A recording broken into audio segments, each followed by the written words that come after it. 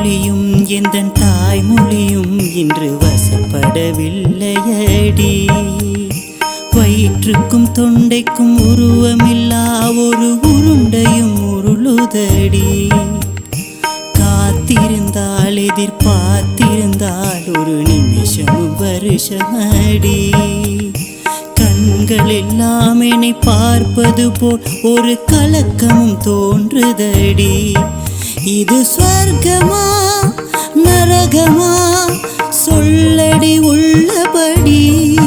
நான் வாழ்வதும் விடை கொண்டு போவதும் வார்த்தையில் உள்ளதடி.